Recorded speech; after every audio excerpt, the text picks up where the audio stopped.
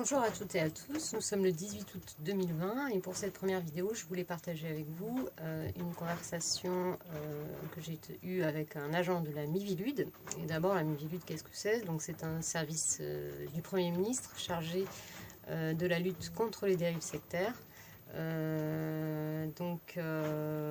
fait j'ai appris que le nouveau Premier ministre Jean Castex avait dès son arrivée, c'est-à-dire il est arrivé le 3 juillet et le 10 juillet, la Miviludes était déménagée de ses services en devant abandonner ses archives sur place, ce qui fait qu'ils sont quand même un peu empêchés de travailler. C'est un service qui a vu ses effectifs réduits de moitié, qui s'est vu aussi privé de président et qui apparemment risque d'être rattaché au ministère de l'Intérieur à une cellule qui s'occupe de la radicalisation et qui elle aussi est privée de directeur. Donc on voit que la lutte contre les sectes n'est pas la priorité pour notre nouveau Premier ministre. Je vous laisse pour la conversation, vous verrez que c'est pas très étonnant. Voilà, à tout à l'heure.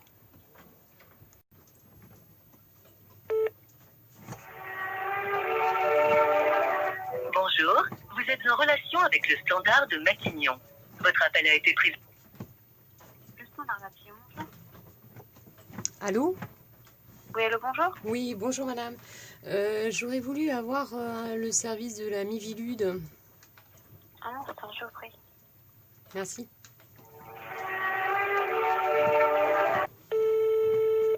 Allô? Oui, bonjour la Miviludes. Oui, tout à fait. Oui, bonjour. Bonjour. Bonjour monsieur, je vous appelle parce que avant de faire un signalement, je voulais corroborer avec vous quelques éléments parce que j'ai pris connaissance de la charte ou du règlement intérieur d'une organisation et je voulais voir s'il y avait des éléments qui vous semblaient aussi justifier un signalement auprès de vos services. Si vous existez toujours, parce que j'ai vu que vous aviez quelques soucis d'ordre logistique. Oui, tout à fait, oui. Donc en fait, c'est une organisation qui semble demander à ses adeptes d'abandonner toute opinion personnelle et de se conformer uniquement à ce que veut et pense le chef. Oui. Et donc ils doivent obéir, même s'ils sont pas d'accord en fait. Et d'accord, oui. tout ça c'est écrit dans leur règlement intérieur. Oui. Alors ensuite, j'ai lu un peu vos guides, hein, donc j'ai vu qu'il y avait notamment la déstabilisation mentale. Alors ils utilisent des techniques de déstabilisation, notamment l'humiliation. Ils pratiquent l'humiliation entre membres. C'est écrit, oui. hein, noir sur blanc. Oui. Ils encouragent la donation des biens à l'organisation, évidemment. Ils demandent aux adeptes d'abandonner les relations avec leurs amis et la famille. Ils s'occupent de l'embrigadement des enfants également, puisqu'ils sont spécialisés. Enfin, ils ont des établissements, disons, scolaires d'enseignement. Ils appellent ça des pépinières. D'accord. D'accord. Oui.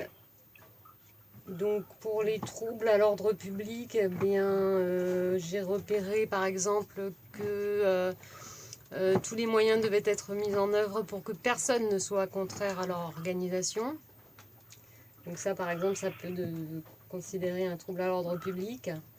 Et ensuite, pour l'importance des démêlés judiciaires et les tentatives d'infiltration des pouvoirs publics, ils ont déjà été condamnés, non seulement en France, mais aussi par exemple en Espagne, au Portugal, etc., pour des complots en fait contre la sûreté de l'État, des infiltrations d'administration. Leurs membres normalement n'ont pas le droit d'exercer des fonctions publiques. D'accord. D'accord? Oui. Et tout cela est écrit noir sur blanc dans leur statut.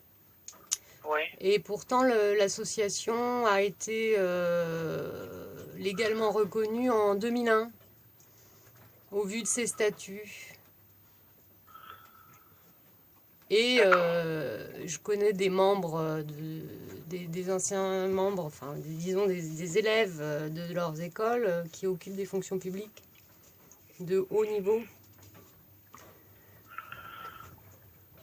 Est-ce que ça justifie un signalement?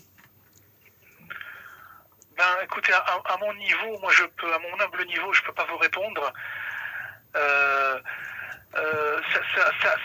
a l'air de justifier un signalement, oui. Et il faut que vous nous saisissiez par le biais de notre site internet, madame. D'accord.